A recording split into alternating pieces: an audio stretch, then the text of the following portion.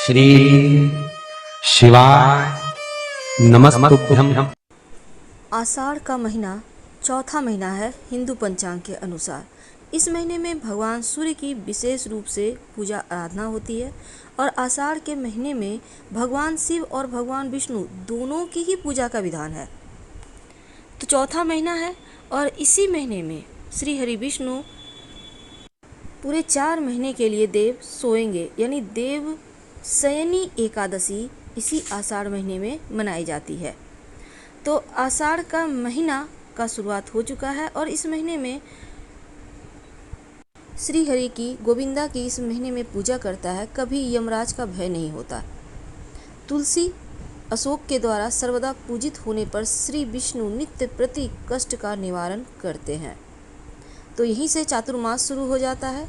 पूरे 4 महीने का चातुर्मास में किसी भी तरह का शुभ और मांगलिक कार्य नहीं किए जाते और चातुर्मास होते हैं सावन, भादो, आश्विन और कार्तिक। तो चातुर्मास में जप तप करने का विधान है और शिव जी की पूजा होती है यहाँ से शुरू। तो इस महीने की कथा चलिए सुनते हैं। स्कंद पुराण की कथा अध्याय 2। दाक्षायणी सती उस स्थान पर गई जहाँ पर वह महान प्रकाशशाली यज्ञ हो रहा था। नाना प्रकार के आश्चर्य में कौतूहल से परिपूर्ण पिता के उस भवन को देखकर सती देवी द्वार पर ही ठहर गई और परम सौभाग्यवान नंदी की पीठ से उतरकर इधर उधर दृष्टि डालने लगी। उन्होंने माता पिता और संबंधी तथा बंधु बांधवों को देखा।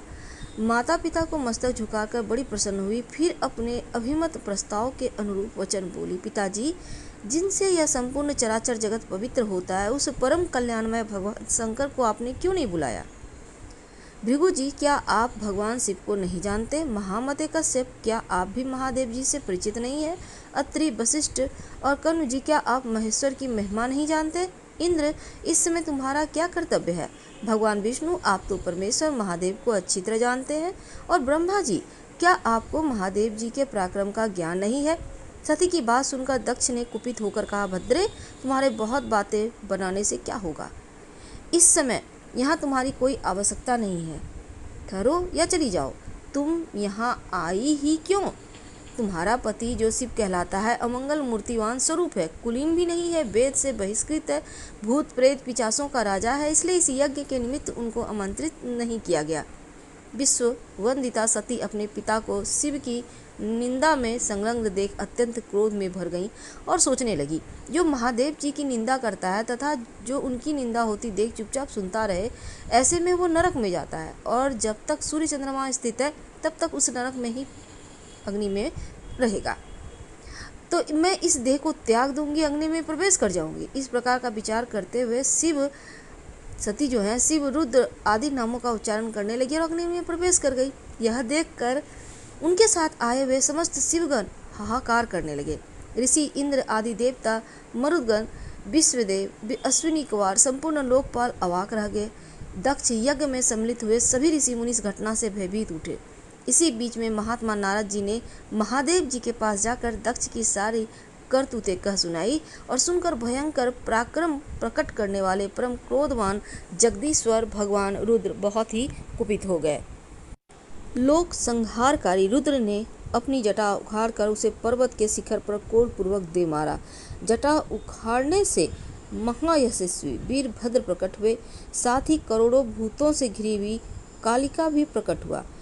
महात्मा रुद्र के क्रोध और निःश्वास से सैकड़ों प्रकार के ज्वर, 13 प्रकार के सन्निपात रोग प्रकट हुए।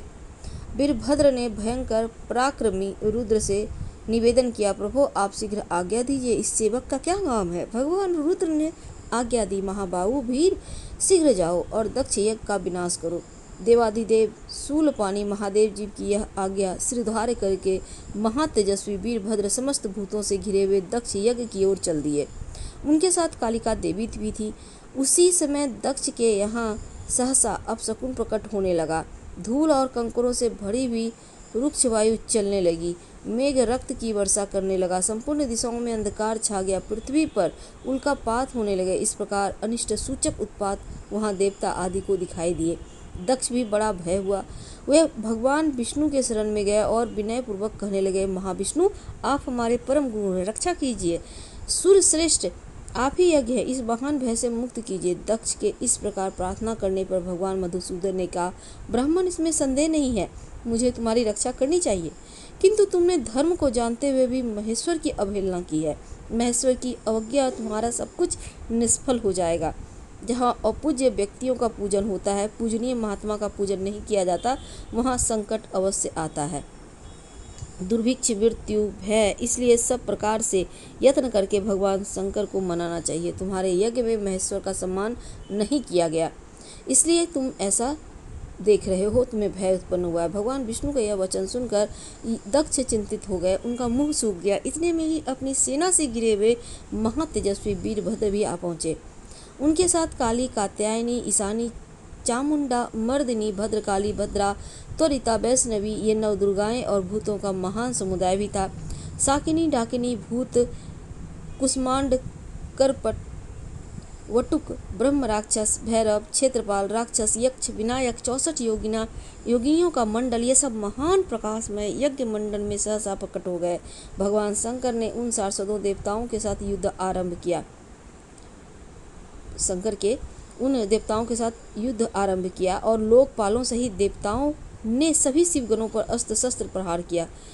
लाखों की संख्या में थे, तथापि इंद्र आदि लोकपाल उन्हें रण से विमुख कर दिया और उस समय देवताओं की विजय और यजमान के संतोष के लिए महर्षि भृगु ने शिवगणों के प्रति उच्चाटन का प्रयोग किया। इसी से उस समय देवता विजयी हुई।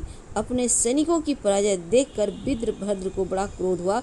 उन्होंने भूत, प्रेत और पिशाचों को पीछे करके वृषभास्य को आगे किया और स्वयं भी आगे आ गए। महाबली वीरभद्र ने एक तीक्ष्ण त्रिशूल हाथ में लेकर देवताओं, यक्ष, पिशाच, राक्षसों को भी इस युद्ध में मार गिराया और समस्त शिवगणों ने शूल के आघात से देवताओं को कठिन चोट पहुंचाई। फिर तो संपूर्ण देवता पराजित होकर भागने लगे। सबने एक दूसरे को छोड़कर स्वर्ग की राह ली। केवल इंद्र आदि लोकपाल ही विजय के लिए उत्सुक होकर वहां रहे। बारंबार बृहस्पति जी से पूछते थे, गुरुदेव, हमारे विजय कैसे होगी? तब बृहस्पति देव ने कहा, भगवान विष्णु जो बात बहुत पहले ही कह दी थी, वह आज सत्य है। यदि फलस्वरूप में परिणत हुए कर्म का नियामक ईश्वर है, वह आश्रय लेता है। जो करता नहीं है उस पर अपना प्रभुत्व नहीं प्रकट करता। कर्म करने वाले को ही ईश्वर फल देते हैं और न कर्म करने वाले को नहीं। तो सदा शिव के स्वरूप जाना जा सकता है। उन्हीं से यह संपूर्ण सुख दुख जगत जन्म और जीवन धारण करता है। इंद्र, तुम मूर्खता और लोलुप का कारण बस इस लोकपाल के साथ यहाँ आ गए। बताओ तो इस समय क्या करोगे? ये परम शोभायमान गण भगवान शिव के किंकर हैं, वे ही इनके सहायक हैं। वे महाभाग कुपित होकर जब संहार आरंभ करते हैं तो किसी को शेष नहीं छोड़ते। बृहस्पति देव का यह कथन सुनकर वे संपूर्ण देवता, लोकपाल, इंद्र भी चिंता में डूब गए और शिवगणों से घिरे हुए वीरभद्र ने कहा, तुम सब देवता मूर्खतापूर्वक यहाँ पर भेंट लेने के लिए आ गए हो। मेरे निकट तो आओ, मैं तुम्हें भेंट देता हूँ। सखे इंद्र, मित्रवर सूर्य, चंद्रमा, धनाध्यक्ष कुबेर, पासधारी वरुण, यमुना के बड़े भैया यमराज, मैं आप लोगों की तृप्ति के लिए शीघ्र ही भेंट अर्पित करूंगा। यूँ कहकर क्रोध में वीरभद्र ने सब देवताओं पर वानों का बौछार आरंभ कर दिया। उन वानों के आघात से पीड़ित होकर वे सब देवता सब 10 दिशाओं में भाग गए। लोकपालों के और देवताओं के पलायन कर जाने पर भगवान विष्णु भी चले गए। फिर वीरभद्र अपने गणों के साथ यज्ञशाला में आए। उस समय देवता, ऋषि, अन्य जो यज्ञोपवी लोग थे, सब लोग भगवान शिव के गणों को परास्त कर दिया। महर्षि भृगु को धरती पर पटक कर उनकी दाढ़ी मूछ नोचने लगे, दांत दिखाकर हंसी उड़ाई। अतः शिवगणों ने उनके सारे दांत उखाड़ दिए। अग्नि पत्नी स्वधा और स्वाहा को अपमानित किया और क्रोध में भरकर उन्होंने और भी ऐसे बर्ताव किए जो वाणी द्वारा कहने योग्य नहीं है। दक्ष महान भय के मारे अंतर्वेदी छिप गए। इस बात का पता लगाने पर रोष से भरे हुए उस वीरभद्र ने उन्हें पकड़ लिया और उनका जबड़ा फाड़कर सिर के ऊपर तलवार से चोट किया। फिर दक्ष के कटे हुए सिर को उन्होंने तुरंत ही यज्ञ कुंड में डालकर जला दिया। उसी यज्ञशाला में एक दूसरे जो देवता, पितर, ऋषि, यक्ष, राक्षस रह गए थे, वे सब शिवगणों के उपद्रव से भयभीत होकर भाग गए। चंद्रमा, ग्रहमंडल, नक्षत्र, तारे, इन सब को शिवगणों ने भगा दिया। ब्रह्मा जी अपने पुत्र दक्ष के शोक से पीड़ित होकर सत्य लोक को चले गए और वहाँ विचार करने लगी, अब मुझे क्या करना चाहिए। इस अपमान के कारण ब्रह्मा जी को शांति नहीं मिलती थी।